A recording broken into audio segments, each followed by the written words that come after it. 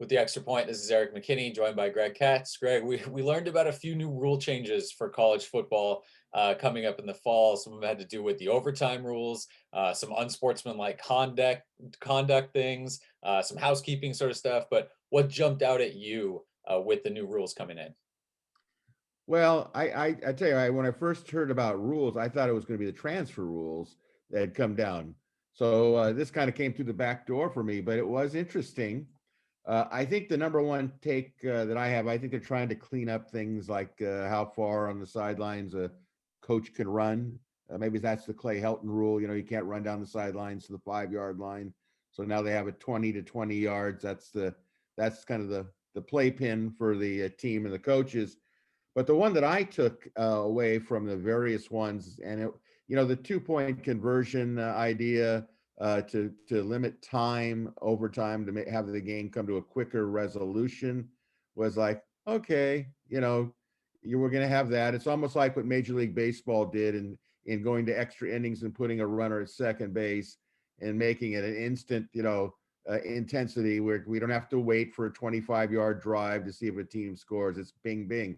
But the one that really does stand out to me, which we're really going to have to watch, is this taunting rule, because it seemed to me that little by little, college players were starting to emulate the NFL players' reactions to things, play a sack or whatever they would do. They might not turn towards the player that they were talking to. They might kind of turn, but the message was there. And I think the college game doesn't want to go into the NFL direction of everything presents a series of dance performances. Yeah, the overtime rule being now, instead of waiting to the third overtime where teams have to start going for two, now they have to go for two after the second overtime. And then following that, third, fourth, fifth, however long it goes, it's just trading 2 point conversions. Like you said, not going on those 25-yard drives. For me, it's interesting. They constantly reference that LSU Texas A&M game that went, whatever it was, 150 overtimes and kept everyone there for 10 hours. But how often has that happened? And also, aren't those constantly referenced as like the game of the year and the best thing to happen to college football in a long time? It feels weird to me that you're taking that out completely. And again, like with baseball, now are you rewarding a win to the team who has the best sacrifice bunter, or the guy, the guy who can hit a sac fly? Now it's the team that can run the best 2 point conversion. That one doesn't, it's whatever, right? You deal with it and you go on. It doesn't bother me to the point where I'm gonna scream about it. The unsportsmanlike conduct and the throwing a flag immediately for a coach that comes out on the field at all to talk, a discrepancy in a call by the official. I'm always hesitant when you start giving officials the green light. Hey, start throwing flags. Start throwing flags everywhere at kind of anything you see.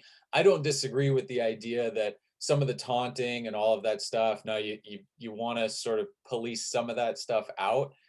When different officials are going to have different opinions and different viewpoints on what happens, you're going to change some games, I think, with guys getting a little antsy to throw the flag and anticipating maybe something happening that doesn't happen. And so that's one that I'm definitely going to keep an eye on in terms of how that might affect games.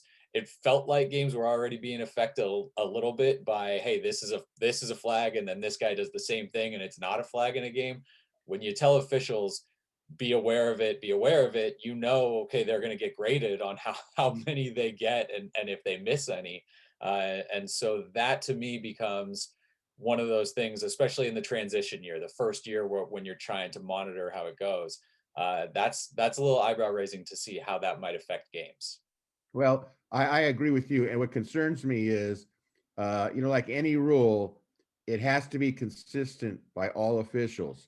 You cannot say the Big Ten calls it this way, the Pac-12 calls it this way, the SEC thinks it's ridiculous. So, they inform their coaches, try to be a little bit more restrained. But this idea of coaches running onto the field is not a good thing, because some coaches are such control freaks that they think that they're going to control the official, almost like an NBA coach controlling an NBA basketball official through intimidation And of course, when a coach runs out onto the field in front of 70,000 people, it's pretty visible. It really could incite a lot of difficulty for the officials, not only during the game, but probably more after the game, because they're going to get people, and we all know that people get very incensed about whether their team wins or doesn't win.